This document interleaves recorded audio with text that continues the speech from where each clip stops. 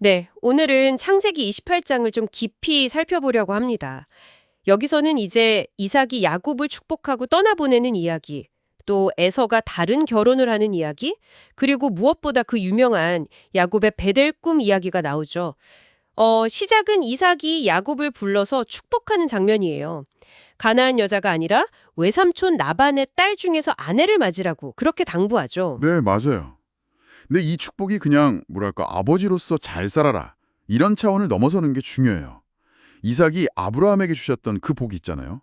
후손이 번성하고 또 하나님이 주시기로 한 그 땅, 그 약속을 야곱에게 공식적으로 넘겨주는 거거든요. 그러니까 이건 야곱의 인생 전체, 그 여정의 방향을 딱 정해주는 선언 같은 거죠. 아, 정말 중요한 의미네요. 그 언약의 계승. 이 축복을 받고 이제 야곱이 밧다나람으로 떠나잖아요. 그런데 이걸 본 형 에서의 반응이 좀 흥미롭습니다. 아버지가 가나안 여자들을 안 좋아하는구나 이걸 깨닫고는 갑자기 이스마엘의 딸 마할랏이랑 또 결혼을 해요. 이 행동 좀 어떻게 봐야 할까요? 아버지 마음을 얻으려는 걸까요? 네, 바로 그 지점에서 야곱과 에서의 차이가 확 드러나는 것 같아요. 야곱은 아버지의 명령, 그 언약의 핵심을 따라서 떠나잖아요. 근데 에서는 겉으로는 아버지를 기쁘게 하라는 것 같아 보여요. 근데 본질은 좀 놓치고 있죠. 이삭이 강조한 건 가나안 야인이 아닌 그 언약의 순수성인데 에서는 그냥 가나안 여자만 아니면 되지 이런 식으로 접근하는 거예요. 약간 표면적인 순종이랄까.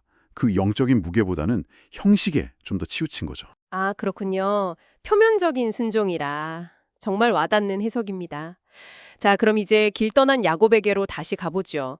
브엘세바에서 하란으로 가다가 해가 져서 어떤 곳에서 그냥 돌베개 베고 자잖아요. 그리고 바로 거기서 정말 인생을 바꾸는 꿈을 꾸죠. 그 땅에서 하늘까지 닿는 사닥다리, 그리고 하나님의 사자들이 오르락 내리락 하고. 근데 그 꿈의 클라이맥스는 사닥다리 꼭대기에 하나님이 서 계신 거죠. 하나님이 직접 야곱에게 나타나셔서 아브라함, 이삭에게 하셨던 그 약속들을 다시 확인시켜 주세요. 이 땅을 너와 네 자손에게 주겠다. 자손이 번성해서 모든 족속의 복의 근원이 될 거다. 이런 약속들요. 그런데 저는 여기서 가장 중요한 약속은 이거 같아요. 내가 너와 함께 있겠다. 네가 어디로 가던 너를 지키고 내가 네게 허락한 것을 다 이룰 때까지 너를 떠나지 않겠다.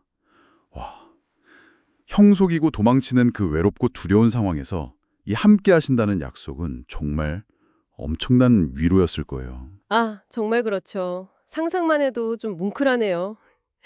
잠에서 깬 야곱의 반응도 되게 인상 깊어요.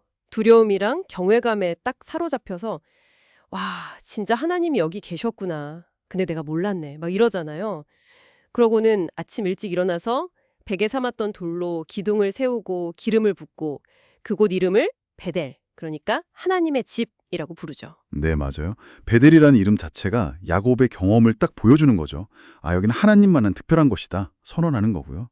그리고 돌기둥 세우고 기름 붓는 건 그 당시 고대 근동에서는 어떤 장소를 신성하게 구별하고 봉헌하는 그런 의미가 있었거든요. 야곱에게 그 돌베개 자리는 이제 그냥 땅이 아니라 하늘과 땅이 만나는 거룩한 곳이 된 거예요. 거룩한 공간이군요. 그리고 야곱이 거기서 하나님께 서원을 하잖아요. 만약 하나님께서 저와 함께 계셔서 이 길을 지켜주시고 먹을 거 입을 거 주셔서 제가 무사히 아버지 집으로 돌아가게 해주신다면 뭐 이런 조건들이 붙죠. 그렇게 해주신다면 여호와는 나의 하나님이 되실 거고 이 돌기둥은 하나님의 집이 될 거고 모든 것의 10분의 1을 드리겠습니다. 이렇게 약속을 하거든요. 이 서원을 보면 당시 야곱의 상태가 좀 보이는 것 같기도 하고요. 네, 그렇죠. 이건 분명히 하나님 만난 경험에 대한 야곱의 응답이에요. 근데 흥미로운 건 하나님은 아무 조건 없이 약속하셨는데 야곱의 응답은 만약 해주신다면 이라는 조건이 붙어 있다는 점이죠. 이게 그 순간 야곱의 믿음 상태를 딱 보여주는 단서 같아요.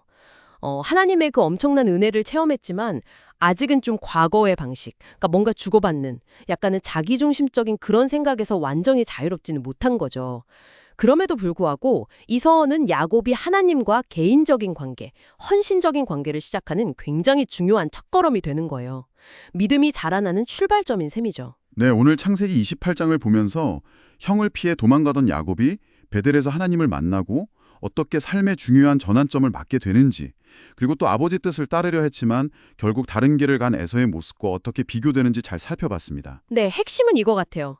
야곱처럼 우리가 가장 외롭고 어쩌면 가장 불안한 그런 순간에도 하나님과의 만남은 가능하다는 것. 그리고 그 만남이 우리 삶의 방향이나 목적을 다시 생각하게 하고 또 앞으로 나아갈 힘을 주는 그런 결정적인 계기가 될 수 있다는 점이죠. 베델은 야곱에게 그냥 지명이 아니라 정말 하나님의 약속과 그 함께하심을 경험한 영적인 고향 같은 곳이 된 거거든요. 네, 정말 그러네요. 마지막으로 이런 질문을 한번 던져보고 싶습니다. 하나님은 분명히 조건 없이 함께 하겠다 약속하셨는데 야곱의 첫 반응은 조건부 서원이었잖아요. 우리 삶에서도 하나님의 약속을 그냥 믿고 신뢰하는 마음과 그래도 만약 이렇게만 해주신다면 하고 조건을 걸고 싶은 마음 사이에서 약간의 긴장감이 있지 않을까요? 우리 각자의 신앙 여정에서 이런 부분들이 어떻게 나타나고 있는지 잠시 생각해 보시는 것도 좋을 것 같습니다.